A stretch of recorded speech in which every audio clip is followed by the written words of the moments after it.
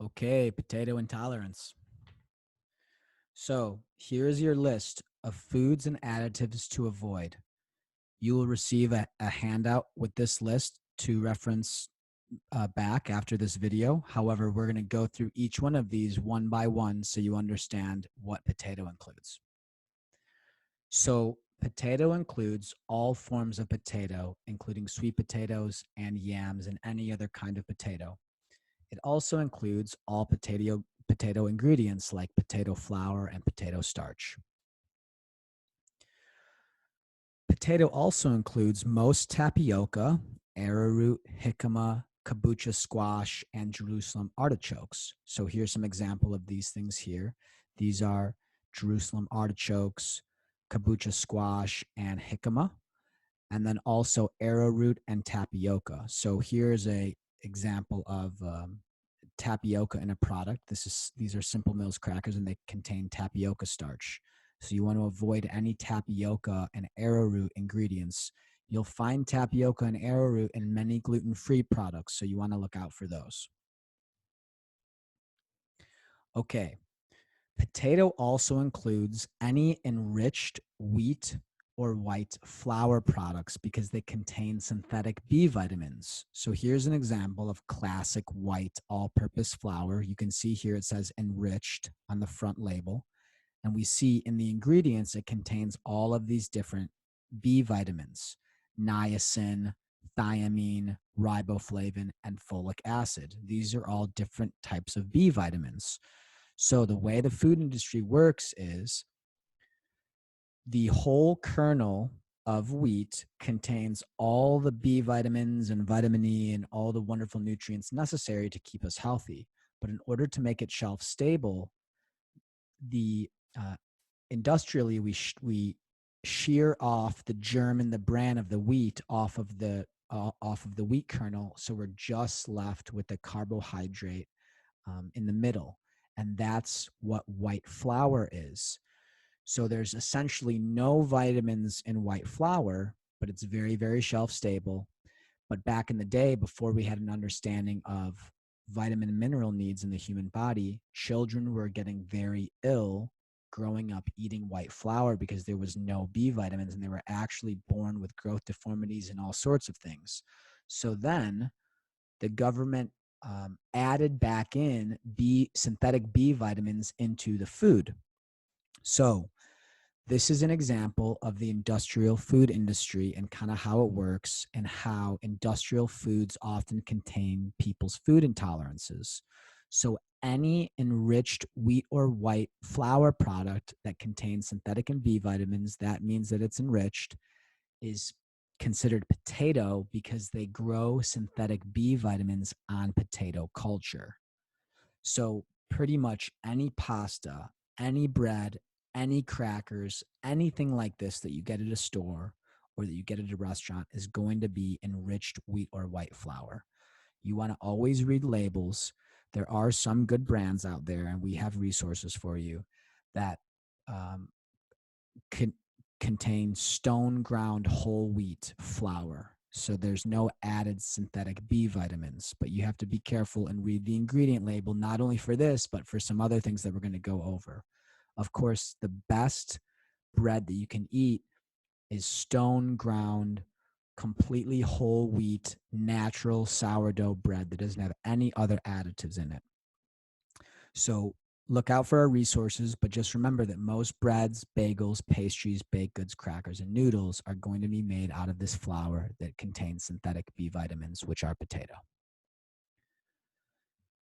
Okay, here's another interesting aspect of the food industry. So, table salt is basically just sodium chloride, but sodium chloride does not contain any trace minerals to keep us healthy, especially iodine. And when people were eating white salt, they were experiencing goiter, which is the enlargement of the thyroid, because their diet was devoid of any iodine. So iodine is added back into the salt. So that's when we see iodized salt. That's what that means. But in order to stabilize the iodine and prevent the salt from turning purple, which is what happens when that's the color of iodine, they actually add in dextrose. Now, dextrose comes from potato. So that means that all table salt, unless proven otherwise, is potato. So you want to avoid both salt, if it's listed on an ingredient label as just salt, that's often potato, and any table salt at a restaurant. Of course, this makes it hard to eat out. Many restaurants use kosher salt, at least in the kitchen, instead of table salt because it's a better salt to cook with. But you definitely want to avoid using the salt shaker. And we do actually recommend that you ask the server at the restaurant what kind of salt they use in the kitchen. That way you can be sure. You want to avoid overly seasoned food. And if you go into a restaurant that has lots and lots of seasoning on their food, it probably contains dextrose at some level and it contains potato. Just do the best you can. We do have resources with some restaurants we know that use kosher salt, but the best way to know is just to ask what kind of salt they use in the kitchen and then try to get unseasoned food if necessary. Another interesting aspect about iodized salt is that it contains silicoaluminate, which is basically aluminum. Many companies are now steering away from this, probably because a lot of people had problems with the fact that there was aluminum in the salt, but this is still the case in many different brands. So we want to get good, clean sea salt. Commercial veggie broths, soups, and canned foods are almost always potato, unless proven otherwise, because they either contain just straight up potato or they contain salt. So in this can of lentils, we see that it contains salt. It also contains modified food starch, which counts as potato. We're going to go over that. And it includes natural flavor, often potato. We're going to go over that. And yeast, often potato.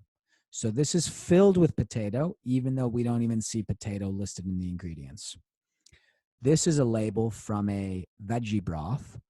And we can see in this case, we have dextrose, potato, yeast, often potato, flavoring, often potato. So again, it's very difficult to find canned broths and soups and things like this that are potato free. This also counts for getting soup out at a restaurant. Almost always, a soup out at a restaurant is going to contain potato in some way. So you want to be wary of that and just make your own homemade soups at home. Most yeasts are also potato based. That includes baking yeast, beer yeast, and nutritional yeast. Now, most breads are going to contain baking yeast in some form. We can see that we have a bread here that contains yeast as well as all those B vitamins from that enriched flour. So most bread contains yeast. Even really high quality bread from many bakeries often uses yeast in their formula, so it's very difficult to find potato free bread.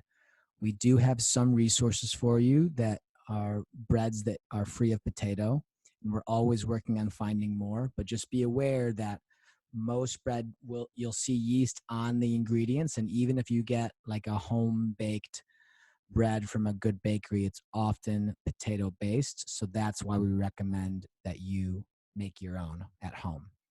Of course, bread machine yeast is going to have is going to be potato, uh, other yeasts, as well as nutritional yeast. So make sure you look out for that.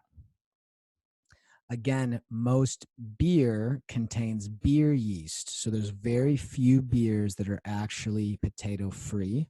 So make sure you look out for that as well. Brewer's yeast is going to be potato based. And then most soda and ice cream contains propylene glycol. So you want to avoid soda and you want to avoid many ice creams. You can see here, this is Dryers, and we see propylene glycol listed as one of these ingredients. And there's probably even other ingredients in here like salt and other things that are potato based. So make sure you look out for that. Baking powder is almost 100% of the time potato because they use potato in the processing. So even though it's not on the label, it will still check positive as potato. So there are substitutes for baking powder that you can use that we're going to go over in a bit. Now, even most gluten-free products are potato-based as well. So you may think, well, I have to avoid enriched wheat and white flour products, so I'm just going to have gluten-free products. However, many gluten-free products contain potato or potato additives. So here's a Mary's Gone Crackers version. So we have tapioca starch. We also have xanthan gum, which we're going to go over in a second. That tends to be potato based. And here we have Udi's gluten-free bread. We see that the major component is potato starch and tapioca. We see more tapioca starch here. Salt, baking powder, yeast. So many forms of potato in that product. So you want to make sure you read labels and avoid any of those additives, which we're going to go over now. One last thing is that most enriched 1%, 2%, and skim, and even non-dairy milks are going to be potato based, most likely because of the vitamin A palmitate. So you want to avoid any enriched and low fat milks like 1%, 2% skim, and then even enriched non-dairy milks like this almond milk here we see vitamin A palmitate. You want to avoid any enriched milks. So get almond milks and other non-dairy milks that are clean and free of any synthetic vitamins. And you want to get whole, full fat milk. We actually recommend raw milk. That's the best milk that you can possibly get. And you have to get it directly from a farm, and we have resources for you to do that. So make sure you avoid that. And then also most yellow cheeses also contain potato. So the white cheeses are best. Make sure you refer to the database that we provide you to make sure you can look up the products that you want to get at the grocery store and confirm that they are potato free. But again, we do recommend raw dairy. So we recommend that you get raw cheese from a farm as well. Okay, additives. So remember, we mentioned that dextrose is used to make iodized salt taste better and to stabilize that iodine. So look out for the table salt and the dextrose, and you'll find dextrose in other products as well. So we see here, not only do we have flour with niacin, thiamine, riboflavin, folic acid, all B vitamins, salt, which is potato, and then we also have yeast and dextrose. So there's potato in this many times over. B vitamins, as we just went over in this bread and in flour. So avoid any B vitamins. That also includes any synthetic B vitamins that are in supplements, like a multivitamin. So make sure you look out for that as well. Again, we have many options for all of our potato intolerant patients so they can get B vitamins. Most xanthan gum, cellulose, and guar gum actually comes from potato. So here we have some crackers and they have xanthan gum in them. They also have iodized salt and tapioca starch. So again, potato is going to be in many of these kinds of products. You know, the best way to think about potato is that potato is in carbohydrates, fundamentally processed carbohydrates like crackers, breads, pastas, things like this. These contain gums, they contain yeast, they contain salt, they contain very many potato-based products like tapioca and potato starch and things of this nature. So these are all challenging for a potato patient. So make sure you watch out for xanthan gum, cellulose, and guar gum. MSG, called monosodium glutamate, is also labeled as natural flavoring, and this comes from potato. If you see natural flavoring on the back of a label, that either comes from potato or fruit, but it's mostly potato. So it's potato until proven otherwise. Here we see a LaCroix. It has natural flavors in it. Almond milk, again, we see natural flavors. And here's a ranch dip, and we see that this contains salt and monosodium glutamate right on the label. Also, modified food starch, that's another potato form, which you're going to go over in a second, and natural flavor. So you definitely want to avoid any natural flavor, and definitely if anything says monosodium glutamate, it's very terrible for your health. It's a neurotoxin. So avoid any natural flavorings. Again, modified food starch and hydrolyzed vegetable protein. We've gone over some modified food starch. We see that we have it in Gatorade here. We have dextrose, we have natural flavor, we have salt, and we have modified food starch. And this is a Beyond Burger. We see that there's potato starch in here, natural flavor. We have, what else? Yeast, salt, and modified food starch.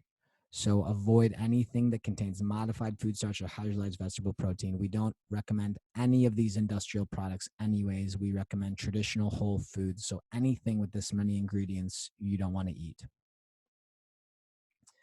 Also, biodegradable plastic wraps and food storage bags are typically potato based. They actually weave in potato into the bag in order to make it biodegradable, which is great for the environment, but bad for potato intolerant folks.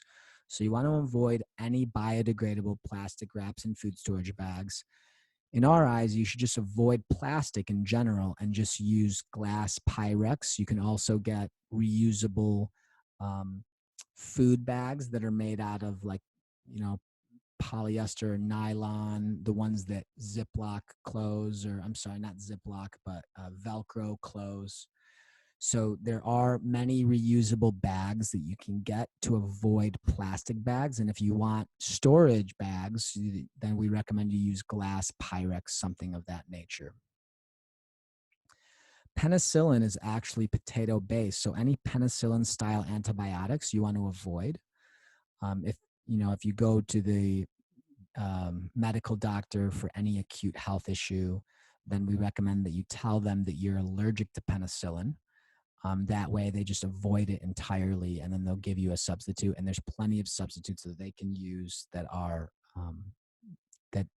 not penicillin, that aren't potato based. Okay, substitutions. There's a number of different substitutions that we recommend that you make. So first off, using whole grain flours, breads, and pastas. So you want to use breads, flours, and pastas that have as few ingredients as possible. So here we have an organic sprouted whole wheat flour. That's the only ingredient is wheat. And then here we have pasta, and the only ingredients are just wheat flour. So these are great examples of just pure, clean products that don't contain potato. Again, always refer to the database just to make sure, because potato is used in so many aspects of food processing that sometimes it's not listed on the label. So you always want to check the database. But as a rule of thumb, if the ingredients are this clean, it's just simple, and there's just one ingredient, then you're fine. So you always want to use whole grains, not enriched. Pure sea salt, we recommend that you use real salt. This is the cleanest and safest and healthiest salt, in our opinion. It contains many, many minerals, but it's also clean and free of microplastics that can be found in other sea salts from the ocean, because the ocean contains many microplastics. Real salt is actually mined from Utah salt flats that used to be, when the ocean was up against the Rocky Mountains. So it's a style of sea salt, but it's actually from Utah. So we recommend you use a pure sea salt, and again, avoiding any ingredients that just say salt. If the product says sea salt, then that's completely fine. But avoid anything that just says salt.